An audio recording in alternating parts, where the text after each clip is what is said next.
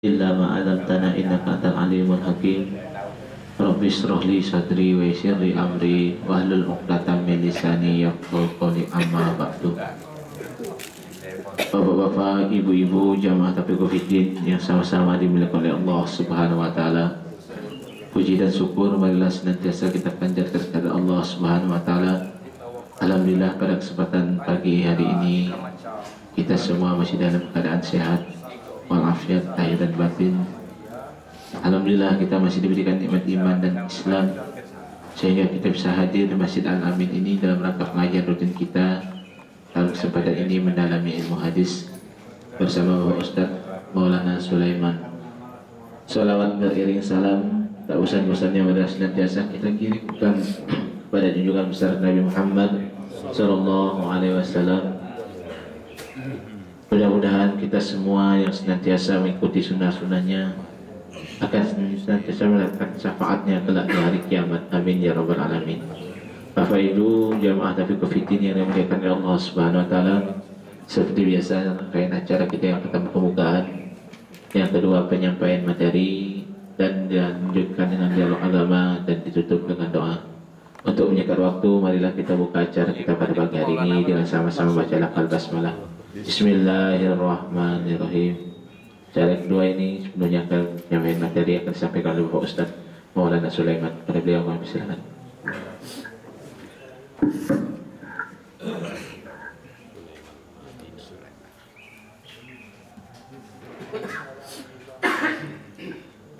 Assalamualaikum warahmatullahi wabarakatuh. Waalaikumsalam warahmatullahi wabarakatuh. Bismillah, alhamdulillah, wa kafa, wassalatu wassalamu ala ibadihil mustafa Habibina wa syafi'ina Muhammadin wa ala alihi wa ashabihi wa man walah.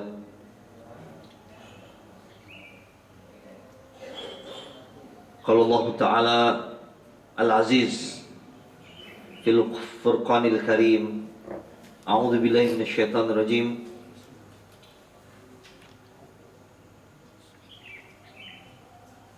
Man amila solihan min dzakarin aw untha wa huwa mu'minun falanuhyiyannahu hayatan thayyiban. Qala rabbi shrah li sadri wa yassir li amri wahlul 'uqdatam min lisani yafqahu qawli. Faqala rabbi zidni ilma warzuqni fahma.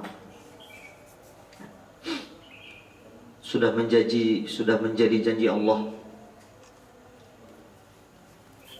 untuk memberikan kehidupan yang baik kepada orang-orang beriman dan beramal.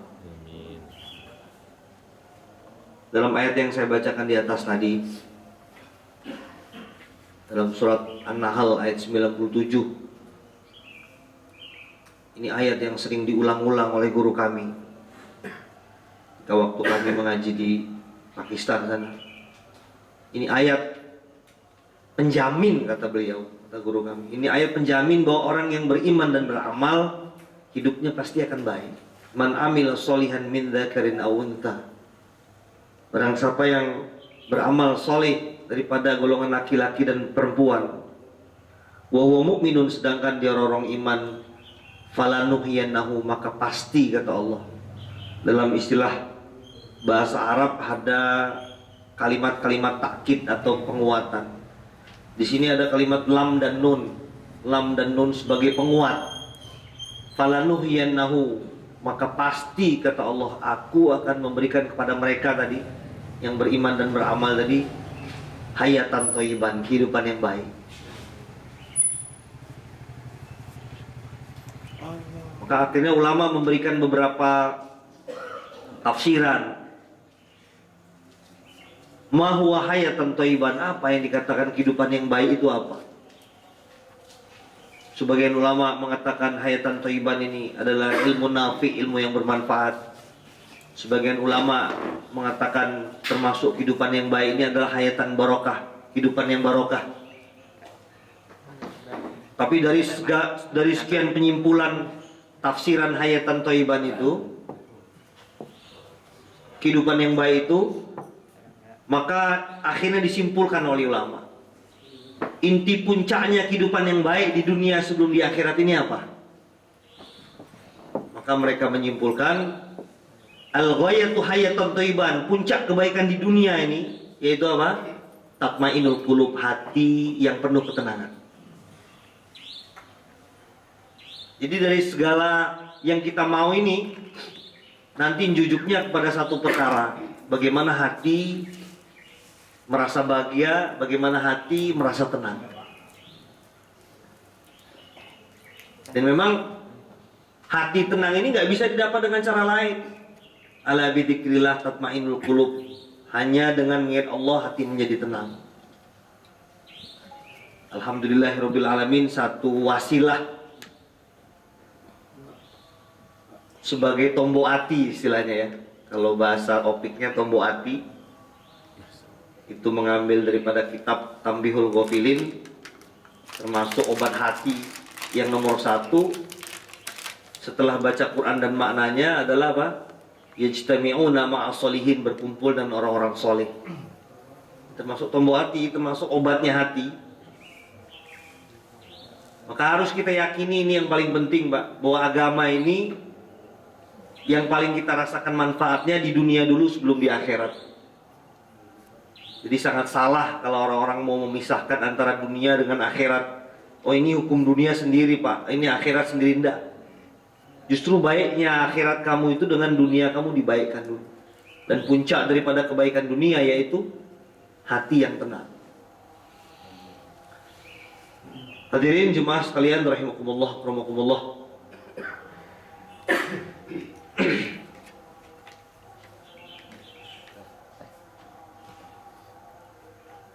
Dalam sebuah riwayat hadis Rasulullah SAW memberikan gambaran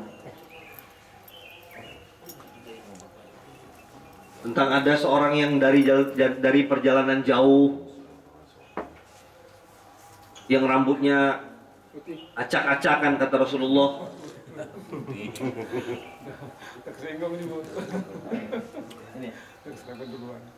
Kemudian dia berdoa, ya Allah, ya Allah, ya Allah. Walakin malbasu haram, kata Rasulullah, akan tetapi pakaian yang dia pakai haram. Ta'amuhu haram, makanan yang dia makan haram. Wasyarabuhu, dan minuman yang dia minum haram. Maka kata Nabi, bagaimana doanya ini akan diterima?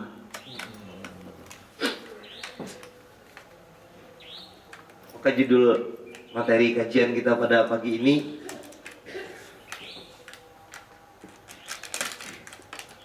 kaitan seseorang mendekat dengan Allah dengan apa yang dia cari sebagai pekerjaannya. Maknanya apa? Maknanya bagaimana peran rezeki yang halal, makanan yang halal ini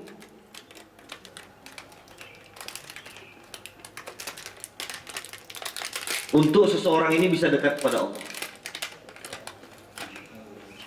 Hadirin rahimakumullah, rahimakumullah, dalam kitab Ihya Ulumuddin Al-Imam Ghazali sampai memberikan tulisan khusus hampir rubu'ul suhuf, seperempat kitab beliau tulis dengan detail, dengan rinci.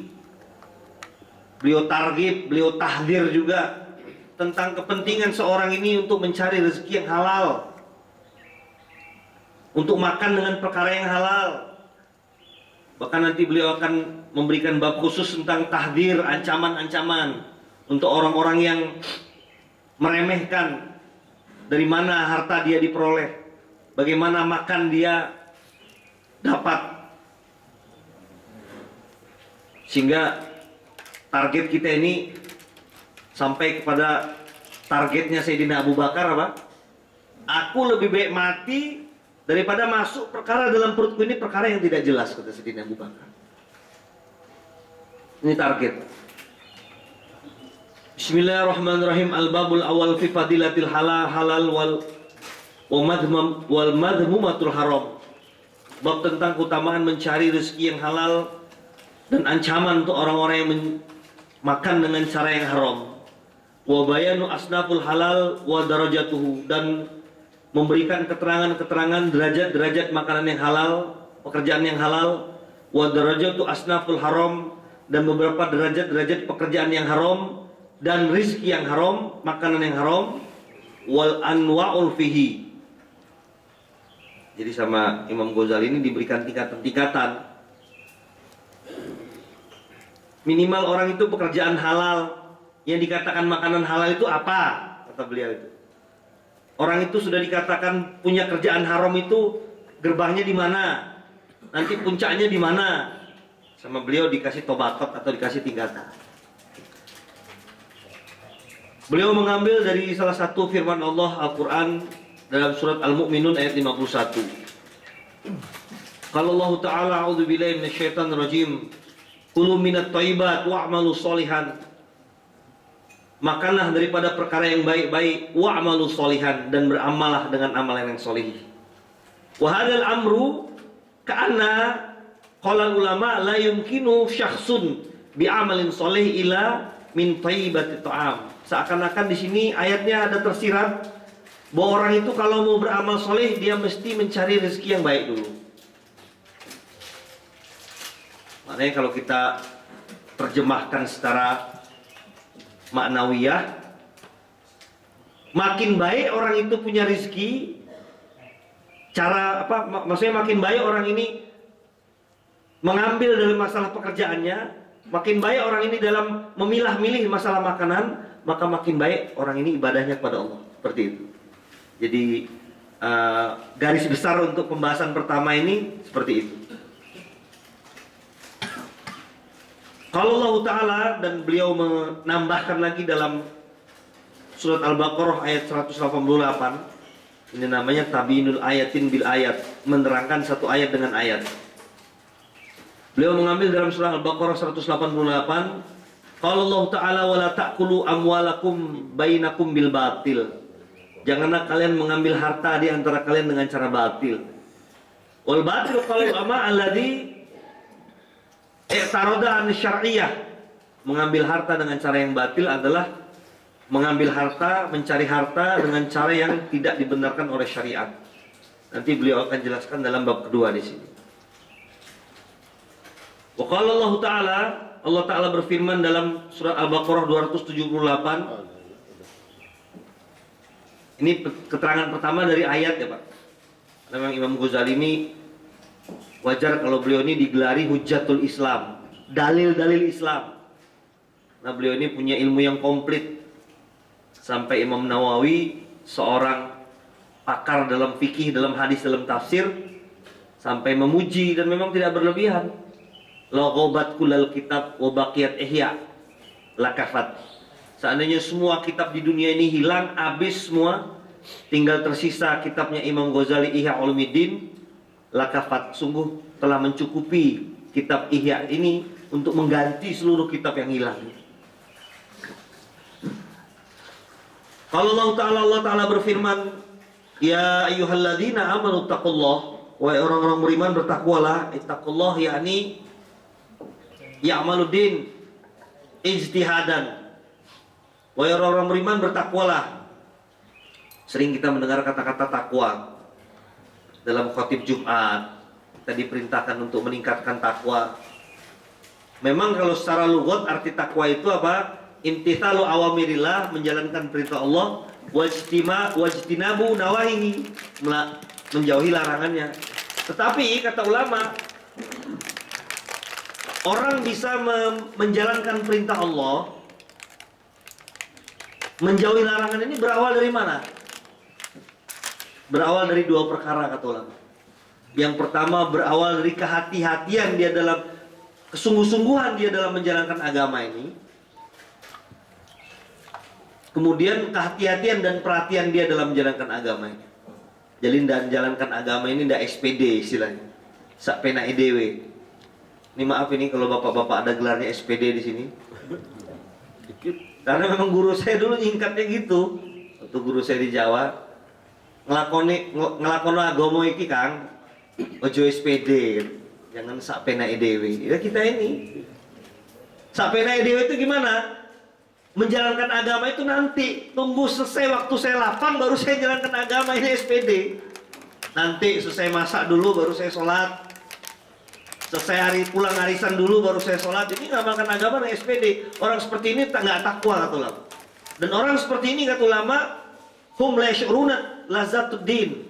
Orang kalau mengamalkan agama nanti setelah waktu luang dulu. Nah, kalau kata guru kami, namanya mengamalkan agama ini bukan mencari waktu luang, tapi meluangkan waktu. Kalau mau mencari waktu luang Pak, sampai mati nggak ketemu, kita ngamalkan agama ini ya.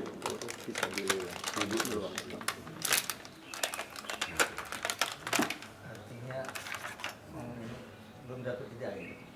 Iya, itu kalau secara hakikat Pak Haji. Tapi kalau secara syariat, makanya apa yang dikatakan hidayah? Hidayah itu wallahu yu'ti wal abdu yatlubu. Namanya hidayah ini kalau secara syariat, Allah memberi kepada orang yang mau mencari. Itu loh hidayah. Seperti sekarang ibu-ibu datang dari berbagai tempat, walaupun mungkin radius masih Bandar Lampung ini. Ketika ada keinginan untuk mencari, di situ Allah kasih hidayah. Ikrimah, bapaknya dilaknat sama Allah. Siapa nama bapaknya? Abu Jahal. Ikrimah bin Abi Jahal. Kalau secara ilmu, Ikrimah dengan Abu Jahal ini nggak ada apa-apa. Abu Jahal ini orang pinter. Abu Jahal ini hakim Qadi Qudud zaman itu, pemegang kekuasaan. Namanya Abdul Hakam. Tapi sama Nabi nih, kamu ini nggak mau masuk Islam, saya kasih nama Abu Jahal. Kok dilalah mau Abu Jahal. Abu Jahal nggak mau cari itu hidayah karena tadi hatinya tertutup. Nah, anaknya Ikrimah dapat hidayah. Kenapa? Cari. Kita balik lagi ke pembahasan.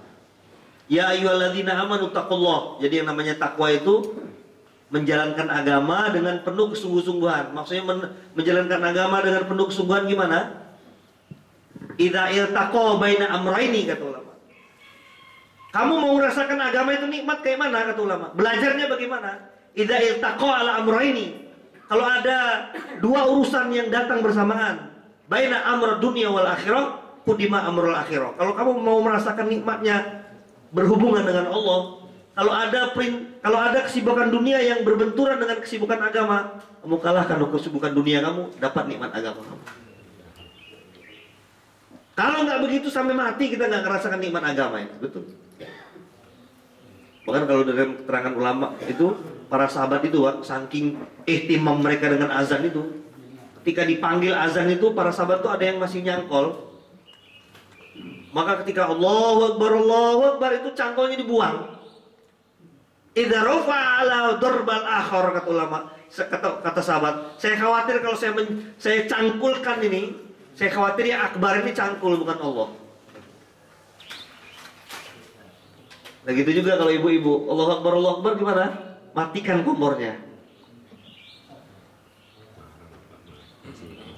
Kalau bapak-bapak gimana? Allahu Akbar gimana? Tinggalkan kantornya. Berani. Ini namanya takwa. Katanya mau dapat derajat takwa. Saya ingat salah seorang jemaah saya punya keberanian yang lebih, Pak. Mungkin di antara bapak ini ada tahu, namanya Pak Haji Nur Salim. Dulu kepala dinas PU di Lampung Barat. Mungkin bapak ada yang kenal beliau ini. Pak Haji Nur Salim ini waktu menjabat kepala dinas PU, ketika itu Lampung Barat baru pisah. Awal tahun berapa itu? 98 lah seperti itu ya. Ya kurang lebih lah seperti itu. Jadi ketika itu bupatinya itu Umpu Singa, ada menteri pekerjaan umum datang. Jadi rapat lah bahas masalah apa itu.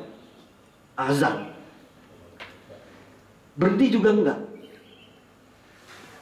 Maka Haji Nur Salim ini memang biasa, namanya azan itu maksimalnya selesai azan itu baru sudah datang. Ini kok belum. Maka di antara rasa takut dan harapnya, maka langsung interupsi.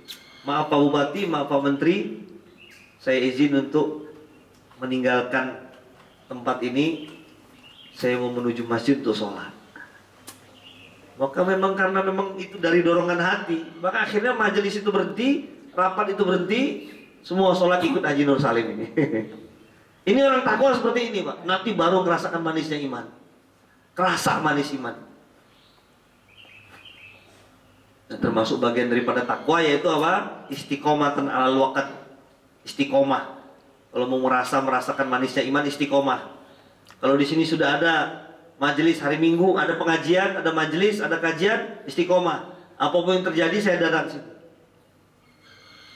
Ya ayyuhalladzina amanu taqullah, kita lanjutkan lagi.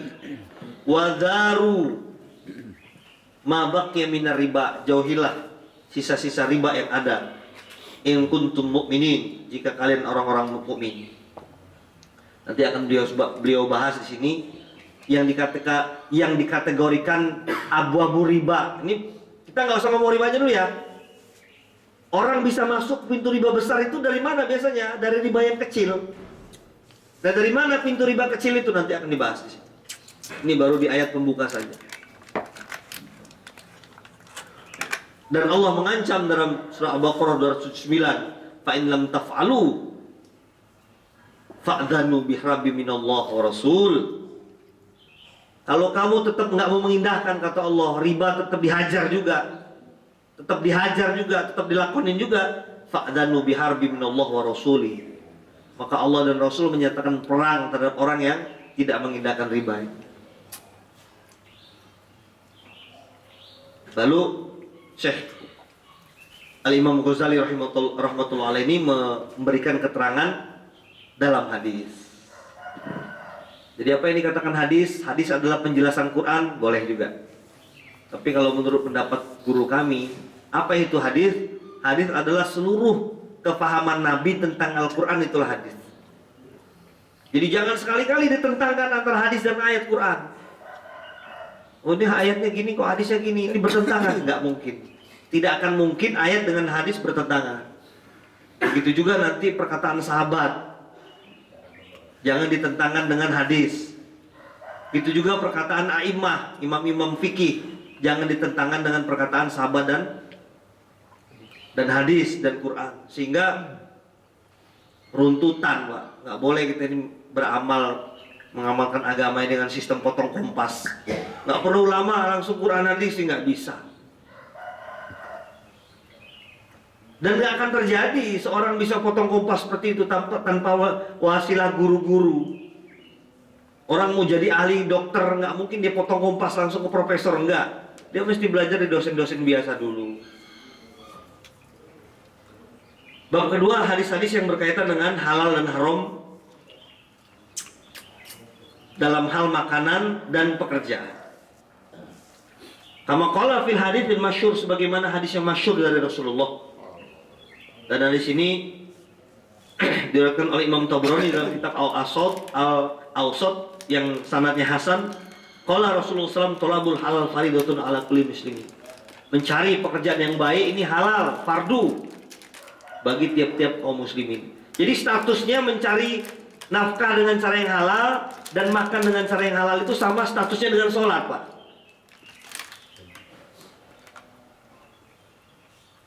Statusnya sama dengan sholat, yaitu apa? Fardu ain. Tidak boleh diwakilkan. Maknanya apa? Mencari harta yang halal, makan dengan cara yang halal, itu tiap-tiap muslim wajib untuk mengamalkannya. Al-hadis tsani, hadis yang kedua. Fi ihtimami kasbil halal. Tentang keutamaan orang-orang yang mencari dengan cara yang halal. Ini baru dijelaskan dengan hadis yang umumnya. Nanti akan dijelaskan dengan hadis yang khususnya. Apa yang dikatakan makanan halal. Mungkin kita pernah ya ketemu namanya restoran makanan, restoran halalan thayyiban. Apa itu halalan, apa itu thayyiban, nanti akan dibahas di sini. Kadang-kadang yang halal belum tentu thayyib, tapi yang thayyib sudah pasti halal. Walaupun kadang-kadang thayyib ini nggak pulang juga, dia 2 tahun. Ya. Bismillahirrahmanirrahim. Warawa an Sa'idan, dalam hadis yang masyhur juga ini. Riwayat daripada Sa'ala Rasulullah SAW, satu ketika Sa'ad datang kepada Nabi, Ayyas Allah Ta'ala ija'alahu majabatu doa. Ya Rasulullah, saya pengen tahu caranya supaya doa-doa cepat kabul ya Rasulullah. Minta Allah kasih, minta Allah kasih, minta Allah kasih. Maka Nabi langsung mengatakan, pada sahabat, faqala lahu atib mata'amaka tustajibu da'wataka, kama qala Nabi sallallahu alaihi wasallam. Perbaiki makan kamu, maka doa kamu akan didengar dan dikabul oleh Allah. Mat'am di sini maksudnya perbaiki cara mencari pekerjaan kamu, dan perbaiki setelah cari makan yang setelah kerjaan halal cukup enggak? Jadi setelah kerjaan kita halal, Bu, Pak, enggak cukup di situ. Belinya juga harus dengan cara yang baik. Maka di sini dikatakan asyartu halalan thayyiban, yang dikatakan syarat namanya halalan thayyiban itu apa? Yang pertama kasbul halal. Memang cari rezekinya, cari rezeki yang halal. Yang kedua apa? Ketika dalam makanan ini mencari makanan yang zatnya halal. Ikan, sapi, kambing, jenis-jenisnya halal. Udah kambing, sapi cukup bukan? Belum. Ketiga apa? Thariqati matbakh halal. Cara masaknya pun dengan halal. Jadi 3 perkara ini satu paket. Nggak bisa seperti ada dulu jemaah pengajian saya, dia magang di Jepang. Jadi di Jepang itu ada sebagian orang nggak paham makan babi kan haram, ya sepakat. Akhirnya apa? Ngakal-ngakalin hukum. Alhamdulillah Pak Ustadz, kami ini di Jepang ini nggak pernah makan babi. Cuman kalau ada hidangan babi kami nyicip kuahnya aja. Nah ini nggak paham orang seperti ini. Atau ayamnya halal, disembelihnya dengan tidak cara syar'i, ini pun menyebabkan tidak halal. Jadi namanya syarat orang itu mau diterima doanya ini kan, kita rujuk pada hadis tadi, perbaiki cara makan kamu, maka Allah akan mudahkan doa-doa kamu. Nah perbaiki cara makan itu 3, rezekinya diambil dengan cara yang halal, zatnya makanan itu halal, kemudian cara penyembelihan, cara masaknya juga dengan cara yang halal. 3 perkara itu. Kurang 1, nggak bisa. Walaupun nanti ada kategori makanan-makanan itu yang halal tapi makruh. Contohnya apa? Jengkol. Ketika jengkol ini masih mentah, kata ulama. Tapi ketika sudah hilang baunya, maka hilang makruhnya. Ini contohnya kenapa? Ya, karena jengkol itu yang jadi makruh itu bukan barangnya jengkol itu, tapi baunya itu. Nah ketika jengkol itu sudah hilang baunya, sudah hilang makruhnya. Itu nanti akan ada pembahasan lagi di bawahnya.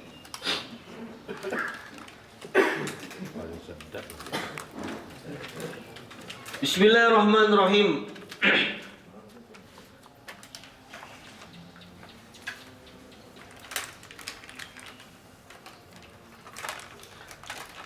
Al-babu salif. Ini mulai hadis-hadis ancaman dari Rasulullah sallallahu alaihi wasallam. Jadi ulama mengatakan kalau kita ini dengar dari ayat Allah, dari hadis Rasulullah tentang ancaman-ancaman, jangan kamu pahami bahwa agama ini mengerikan. Saya ini diancam-ancam sama Al-Quran sama hadis. Bukan. Ancaman dari Allah lewat Quran, ancaman Nabi lewat hadis itu bukan menunjukkan bahwa agama Islam ini keras, bukan menunjukkan agama Islam ini kejam, bukan. Ancaman ini, kata ulama, menunjukkan Allah sayang kepada hambanya, menunjukkan Rasul sayang kepada umatnya. Supaya apa? Supaya hidup kita itu baik di dunia sebelum di akhirat.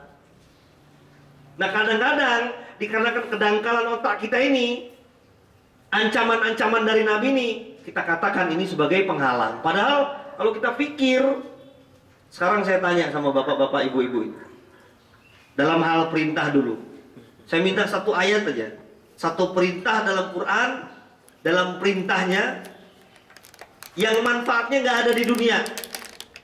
Saya minta satu perintah aja. Ada nggak kira-kira perintah Allah yang manfaatnya nggak ada, cuma di akhirat doang? Ada nggak? Semua perintah Allah pasti ada manfaatnya di dunia dulu sebelum di akhirat. Cari coba, cari. Kalau satu aja bisa dapat, potong tangan saya satu ini. Betul. Ada satu perintah Allah yang nggak ada manfaatnya di dunia, cuman di akhirat nggak ada. Maknanya namanya agama ini manfaatnya di dunia dulu sebelum di akhirat. Apa coba? Semua manfaat apa? Sholat di dunia ada manfaatnya nggak? Ada nggak? Wah ada, sampai seorang ustadz tuh bikin buku sholat ditinjau dari segi medis dan apa namanya hadis itu. Sholat tinjauan medis dan hadis. Oh tinjauan medis itu apa? Ajib saya baca itu. Dan memang di situ memang betul-betul dokter. Jadi dia ini dokter ahli saraf. Jadi dokter ini ulama juga. Jadi meneliti dari mulai takbir, dari mulai takbir, dari mulai wudhu tentang manfaat kesehatan wudhu muka. Ini manfaatnya ini bisa menjadi macam-macam lah dia bilang kan. Termasuk ini Bu, sunnah Rasulullah yang sering kita tinggalkan itu apa? Istinsyak. Masukkan air ke hidung. Masukkan air ke hidung itu bukan seperti orang kicipit, bukan begitu. Itu bukan istinsyak. Ambil airnya, sedot sampai pedih. Seperti itu. Saya lihat itu bukan istinsyak itu. Nyolek hidung itu namanya. Yang namanya istinsyak kita ambil air, tekan begini. Oh, ternyata beliau beberkan itu hampir 2 halaman. Termasuk orang istiqomah istinsyak ini, fa insyaallah kata beliau ini dokter tapi ulama juga di Mesir masih hidup. Siapa nama orang dokter itu? Mujibur Rahman kalau nggak salah. Jadi dia mengatakan fa insyaallah kalau seorang ini istiqomah istinsyak setiap wudu, maka bebas penyakit-penyakit yang berkaitan dengan hati. Istinsyak, belum dari kumur, belum bersiwak. Siwak itu loh yang dari akar itu. Jadi jangan diremehkan siwak itu. Memang pakai pasta gigi nggak apa-apa Pak. Tapi siwak itu jangan diremehkan. Memang sunnah Rasul itu dan enzimnya. Akar itu. Tapi jangan sembarang akar. Ibu di depan rumah ada akar getah jarak dipotek, digosrok-gosrok, bukan. Hanya ada 2 aja itu, akar zaitun sama akar pohon arok, 2 itu. Beliau lanjut lagi ke wudhunya, kemudian lanjut lagi ke mulai dari takbirnya, rukuknya, dibahas semua secara medis. Yang rukun Islam ini loh, syahadat, sholat, puasa, zakat, haji. 5 rukun ini, mana yang nggak ada manfaatnya di dunia Bu? Saya tanya. Semua ada. Puasa, manfaatnya di dunia? Woi, nggak usah dibilang lagi kalau puasa mah. Dalam hadis yang masyhur itu apa? Puasalah kamu kata Rasulullah, tasumu tasihu. Puasa kamu akan jadi sehat. Zakat, apalagi zakat. Haji, apa manfaatnya? Banyak haji itu. Manfaat olahraganya ada nggak haji Bu? Oh ya ada lah, Pak Marwah. Apalagi yang dapat hotel jauh sana ya kan, sampai akhirnya kesasar-sasar nggak dapat. Ya kan? Banyak manfaatnya. Manfaatnya juga apa? Shopping. Nah, ini bukan manfaat. Banyak ketipu jemaah haji yang datang dari sini ke sana belanja barang yang aslinya dari Tanah Abang. Lu bener ini, saya pernah ketemu sama orang Arab yang belanja di Tanah Abang. Jadi kata dia, barang di Arab itu dari dua negara aja Sulaiman. Dari Cina sama Indonesia. Iya. Buat di Tanah Abang, nanti ngecapnya di Arab. Arab penipu. Iya. Ya yang nipu Pak, yang Arab bagus banyak juga sindir orang Arab. Ya oknum itu Pak, iya. Nah, itu orang Arab lama di Padang Pak. Dia biasa nipu. Ada juga Arab di sini di Tengsek, Arab Nengdi namanya. Orang Batak. Terus kita balik lagi di situ.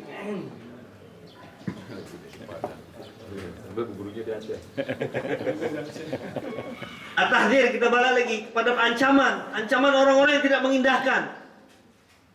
Waqala Rasulullah sallallahu alaihi wasallam man ishtara thawban bi asyrati darahima. Barang siapa dia beli baju dengan harga 10 dirham. 10 dirham ini kalau uang kita 1 dirham ini sekarang sekitar 700.000. Kalau dinar 2,5 juta namanya sekarang. Barang siapa membeli baju dengan 10 dirham kata Nabi, 700 kali 10, 7 juta berarti. Wa fi thamanihi darahim haramun. Dan di antara 10 dirham itu ada 1 dirham yang haram kata Rasul, campur. Maka kata Nabi apa? Lam yaqbalullah salatahu. Salat yang dia amalkan dengan baju itu tidak diterima oleh Allah madama alaihi min syai'. Selagi dia masih pakai baju itu. Jadi seumur pakai dia baju itu salatnya nggak diterima, Pak. Tapi tidak diterima di sini maksudnya tidak diterima secara pahala, tapi kalau gugur kewajiban tetap gugur kewajibannya. Tapi nanti di akhirat salat itu nyangkut kata ulama. Jadi dia akan ditanya dengan pertanyaan yang menyulitkan dia.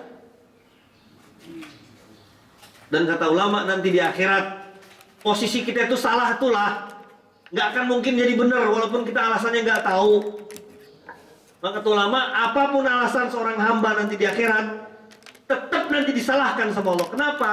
Lu kita ini tidak ada alasan untuk tidak tahu. Karena kita tinggal di bumi Islam yang pertama. Yang kedua mayoritas Islam. Yang ketiga kita nggak goblok, nggak gila. Yang keempat ustadz banyak. Nanti dihujah kita sama Allah. Kenapa kamu nggak cari tahu? Kayak kita kalau ketangkap polisi, apapun alasan kita tetap kita itulah yang salah. Nggak tahu rambu, iya ente ngeliat nggak atau polisi? Tetap apalagi di akhirat. Jadi penting ini.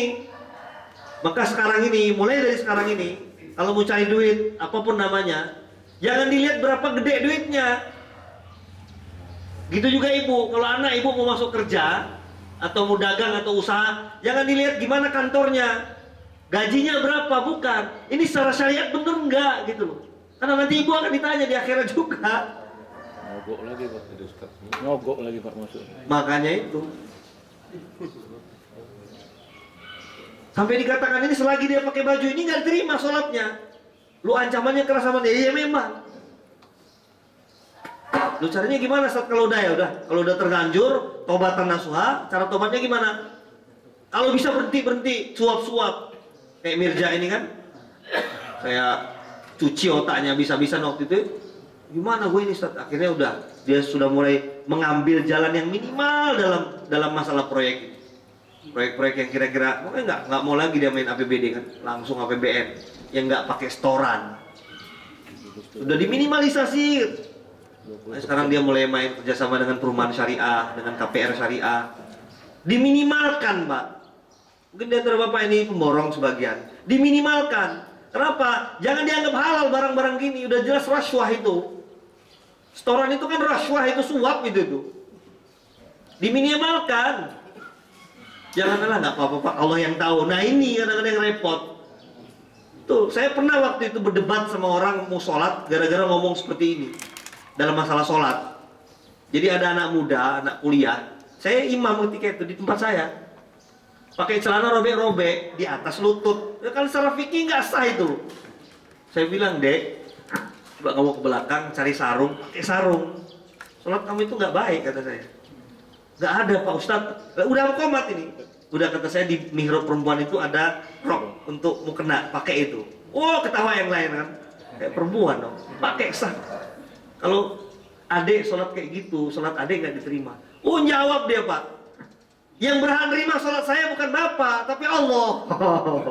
Mantap jawabannya Pak.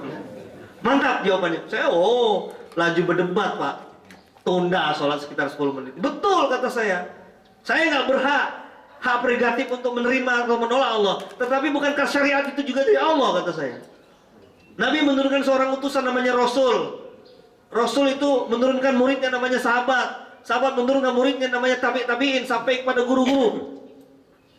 Tertuanglah hukum fikih bahwa namanya sholat terbuka aurat. Kalau dalam mazhab Syafi'i namanya aurat itu apa? Untuk laki-laki baina surah rukbah, di antara lutut dan pusar. Artinya seorang sholat yang kelihatan itu sholatnya nggak sah. Ini dari ustadz, dari tabi'in, dari sahabat, dari nabi, dari Allah juga kata saya.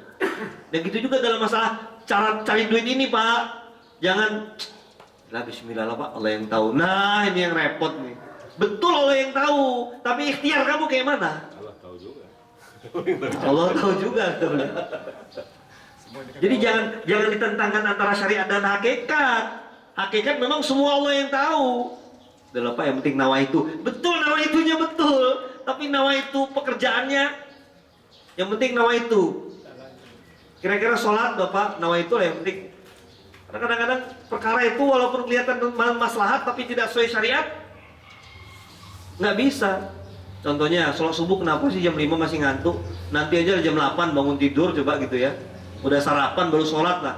10 rakaat, 10 rakaat gua hajar. Lalu sholat jam 5 kan masih ngantuk. Ya nggak seperti itu. Nah begitu juga dalam masalah makanan. Sumbernya harus jelas, tidak mengandung riba. Saya tidak katakan bank konvensional itu haram mutlak, tidak. Karena ada beberapa akad-akad dalam bank konvensional ini yang apa? Yang masih tidak apa-apa, contohnya akad transfer ya kan? Tapi Bapak harus tahu sekarang ini sudah bukan darurat lagi, sudah bukan masalahnya lagi Bapak bermain-main dalam terhadap bank konvensional. Kenapa? Sekarang bank syariah sudah ada. Rujuk kepada ya ayyuhalladzina amanu taqullaha wa dharu ma baqiya minar riba. Jauhi sisa-sisa riba. Sekarang sudah ada bank syariat.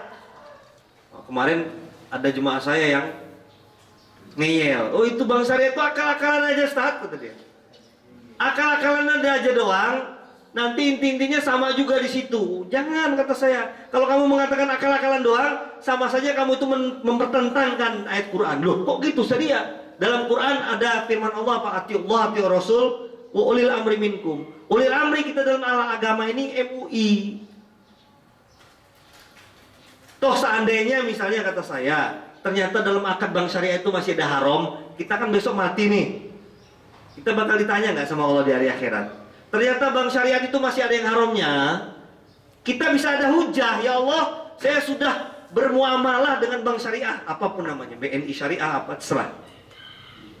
Tapi ternyata ada akad-akadnya masih selip-selip, nanti kita bisa tuntut MUI. Ini ya Allah yang dulu menghalalkan itu, kan sudah ada sertifikatnya kalau bank syariah ya. Majelis Ulama Indonesia menyatakan legal, halal menurut syariah Islam. Kok ternyata masih ada sisanya, dia yang kita tuntut. Tapi kalau bank konvensional mau tuntut siapa, Pak? Udah jelas-jelas haram itu. Bunga namanya, deposito namanya bunga. Tapi kalau dalam bank syariah itu memang dibikin lain akadnya. Dan perbedaan akadnya itulah yang membedakan akadnya hukum menjadi lain. Contohnya saya tanya, zina dengan nikah bedanya di mana, Dir? Di akad, prakteknya nanti sama aja masuk kamar. Lu bener loh. Zina dengan nikah bedanya di mana? Di akad. Oh, dia nggak tahu, belum praktek masalah. Sama seperti pegadaian syariah dan konvensional. Berapa tahun yang lalu saya pernah nggadaikan laptop. Ini jujur-jujuran aja lah. Kalau di bukan laptop, iya laptop. Pegadaian di pegadaian konvensional, dia langsung laptop ini kami hargakan 1 juta. Per bulannya bunganya 20.000 misalnya. Jadi jelas-jelas bunga. Tapi kalau di pegadaian syariat sama juga, ditaksir 1 juta, per bulannya kami minta ongkos titip 20.000. Loh, akal-akalan bukan akal-akalan. Orang akadnya beda. Yang satu namanya bunga, yang satu ongkos titip. Dan ongkos titip dalam kajian fikih ada namanya mu'natus syai'. Ongkos titip namanya ada. Jadi kita punya barang tuh pegadaian, kan kita dititip tuh, wajar dong yang nitipin barang minta ongkos, wajar nggak? Ini perbedaan akad ini. Dan begitu juga di bank syariah. Di bank syariah tidak ada namanya bunga, tapi adanya mudharabah, bagi hasil. Oh gimana itu Ustaz nanti itu namanya denda? Kalau di bank syariah tidak ada namanya denda, tapi ada namanya ta'dzir atau namanya ya ta'dzir itu perjanjian dan itu boleh-boleh aja. Jadi jangan Pak, jangan sekali-kali kita katakan alah akal-akalan orang bank itu, jangan Pak, betul. Ini ikhtiar ulama. Ini ikhtiar ulama dalam menghadapi sistem kapitalis, sistem imperialis, sistem salibis lah, sistem apa namanya itu, sebagai jalan ikhtiar terakhir kita. Paling tidak ada usaha-usaha dari ulama untuk mengambil, tidak ada bunga lagi, tidak ada ini lagi, ikhtiar. Jangan sekali-kali. Kenapa? Memang yang paling bagus nggak usah urusan dengan bank. Walaupun memang bank syariah itu belum 100% bebas riba, tapi sudah ada ikhtiar dari amri kita. Pak Insya Allah nanti itu diampuni sama Allah. Yang paling bagus itu nggak urusan bank, tapi apa mampu. Sekarang nggak urusan dengan bank. Simpen di rumah, makan tuyul pala hitam. Betul. Bisa kita sekarang nggak berurusan dengan bank. Hampir dikatakan nggak bisa. Kayak mana mau ngirim duit sama anak? Oh jangankan anak, seorang pembantu aja nggak mau digaji langsung cash, transfer dong bos. Nah, pembantu. Ustadz nih ngada-ngada. Lah saya nggak, saya ke Hong Kong 2 kali ke Hong Kong itu. Pembantu semua kan di situ tuh, sampai 200.000. TKW itu pembantu. Gaji mereka mana? Transfer. Yang paling bagus nggak usah urusan bank. Sorry. Kecuali urusan dengan Bang Kodir ya. Bang Kodir banyak ini bisa manfaatnya kita urusan sama dia. Tapi kalau urusan dengan bank bagusnya nggak usah. Tapi apa bisa kita? Mobil khusus masyarakat kota ini. Kecuali memang Bapak tinggal di Udik, di ujung gunung. Di tengah sana itu punya makanan sendiri, nanam singkong sendiri, beras sendiri, oke lah mungkin. Tapi kalau di tengah ini, apa bisa nggak berurusan dengan bank? Nah, dikarenakan sulitnya seperti ini, akhirnya ulama mengambil kaidah fikih. Idza iltaqa baina mafsadat, ini usul fikih ini, mengambil daripada istinbat Quran hadis. Idza iltaqa baina mafsadatani, kata ulama, ini Imam Syafi'i yang menurunkannya. Kalau ada dua kemudaratan yang sama-sama ada di hadapan kita, ittakhadha ala khafadal alal mafsadah, maka wajib kita ambil keburukan yang paling ringan. Ini dalam masalah apa saja? Dalam masalah pemimpin juga gitu. Ada pimpinan nih, caleg atau calon wali kota, gubernur, sama-sama rusak. Tapi apa? Karena wajib kita memilih, maka apa? Dalam usul fikih dikatakan cari yang rusaknya paling dikit. Karena golput memang bukan solusi. Bahkan dalam kitab fikih itu dikatakan seandainya kamu bawa mobil, wa in rokiba sayaro, kalau kamu bawa mobil, di depan kamu itu kamu sudah oleng bawa mobil. Dalam kitab fikih, di depan kamu ada segerombolan orang banyak, di sebelah kirinya ada anak kecil dua, maka kamu yang kamu tabrakan yang mana? Yang orang dua itu. Sama-sama nabrak juga, tapi apa? Yang kita tabrak yang paling sedikit gitu. Nah begitu juga bank konvensional sama syariat, ini sama-sama memang belum bisa bebas riba 100%, tapi ada yang sudah diminimalkan, akad-akad besar itu sudah dihilangkan, dan ini melalui proses istihad, nggak sebentar, dan kita hargai, Pak. Saya kemarin debat tuh sama jiwa pengajian saya, karena memang dia kerjanya jual beli mobil second yang berhubungan dengan leasing. Wajar kata saya kamu berdebat kayak gitu. Dan sekarang ini leasing pun sudah ada syariah. Di situ tuh, di depan dekat UTB itu ada namanya Al-Ijarah, dekat rumah makan dua saudara itu. Kalau bapak-bapak ini yang mau ngeredit mobil, cari yang leasing syariah. Karena kalau leasing konvensional haram ya. Cari yang leasing syariah, kredit. Yang bagus terus kredit, nikmatin yang ada apa? Ada sepeda pakai.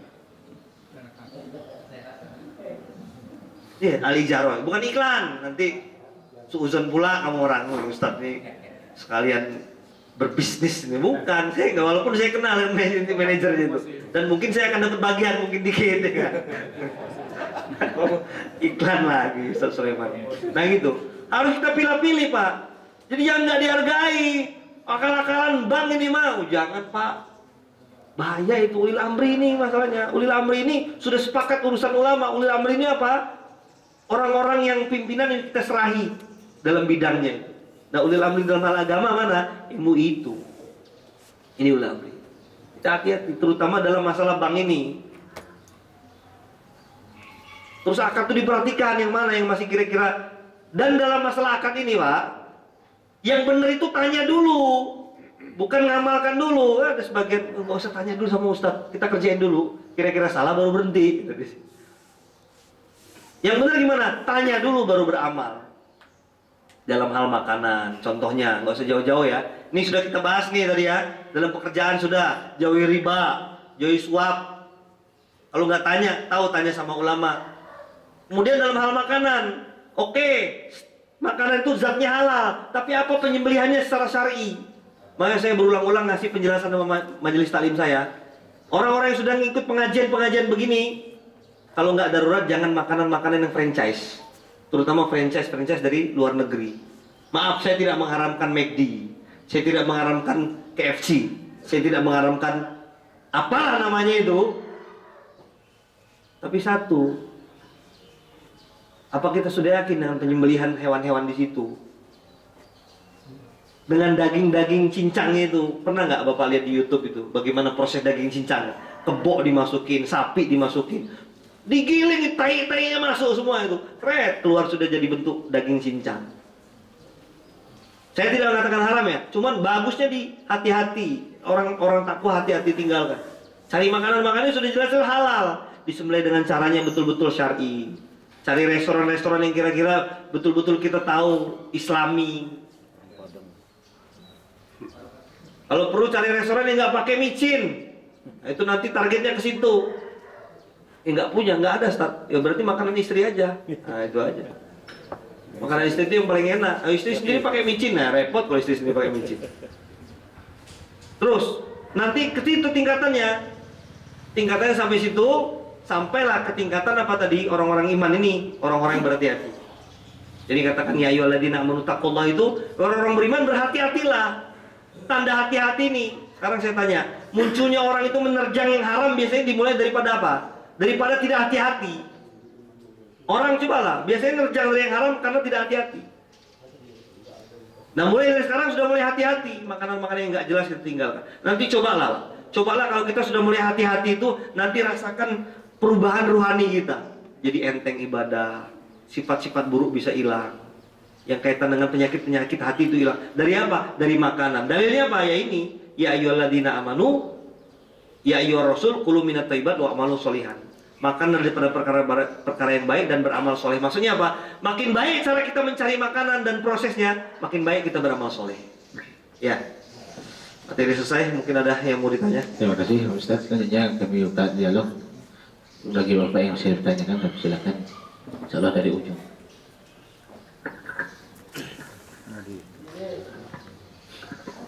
Mau juga depan.